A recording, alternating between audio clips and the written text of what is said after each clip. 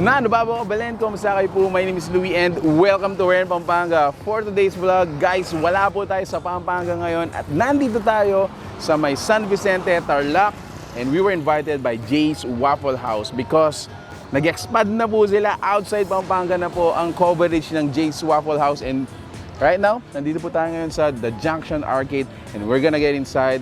They're ready na yung table natin. They prepared us a lot of waffle burgers and everything for us to try on again. If you wanna know more about this, samahan niyo po kami.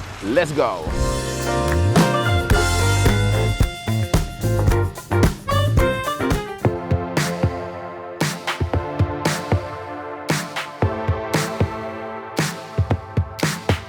This is it. This is the place, guys. Ito ang the Junction Arcade sa may San Vicente, Tarlac. And yeah, if you notice, it's para siyang food park na enclosed. So meron siyang roof. Yun. And then dito, guys, yan, first ever branch ni Jay's Waffle House outside Pampanga na tayo. So I'm with my wife, ayan. So we're getting ready and are excited to eat na, mami. Alright.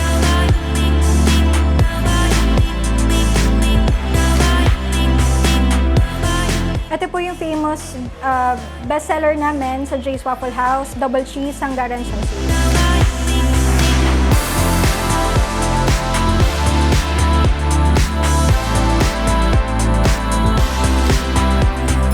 So ayun nga, guys, again, thank you so much for being with me in this video.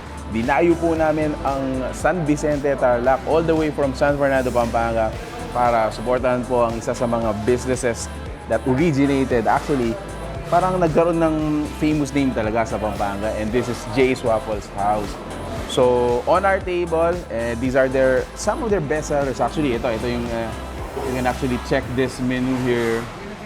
Ayan, if you notice, as low as actually 89 pesos for the sweets. Ayan, for mga Belgian waffle naman, we have as low as 155 pesos. Very shareable. Now, I wanna introduce, guys, kung ano yung mga sinerve nila dito. And I'm really excited with one of their new, actually. So this is their breakfast longganisa. This is it. Sabi nila sa akin, I gotta be excited about this. So, yep, this is it. Then meron tayong double cheese Hungarian. Look at this, cameraman. Look at this. Oh, diba? Alright. And then next is the barbecue bacon cheese. Again, guys, makaisa ka lang nito, I assure you, sobrang busog ka na. Now, lastly on my sides, meron tayong ham cheese waffles. Okay, so I wanna start with their newest. Oh, look at that! Grabe naman to. Mag-record, Jamie? Ayan. So, this is a famous longganisa meal na available sa waffle. Yan. Tumana natin.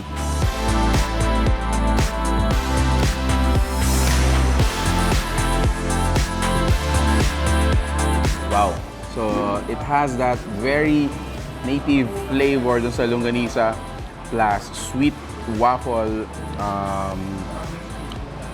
plus yung sweetness ng waffle, actually. Nagko-complement siya. And aside from that, look at the cheese. Diba? So let me try it again.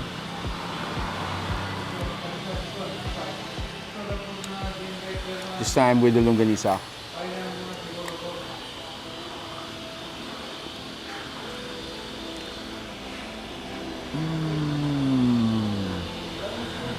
Wow!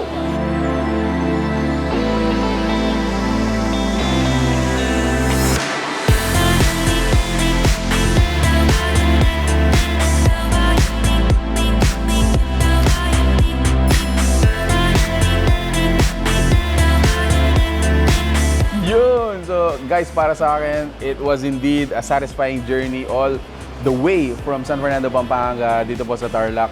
And ako, I'm proud na isa sa mga businesses sa Pampanga is expanding na dito sa Tarlac. So, J Waffle House goes out of town. And yes. And yun guys, if you are interested to do business with them, make sure to check out po yung number or fan page we're gonna be including in the description below. As for us, we're gonna enjoy the rest of the meal. Ayun guys, make sure to check this out. Nandito po sila sa the Junction Arcade, San Vicente, Tarlac, and they're open every day.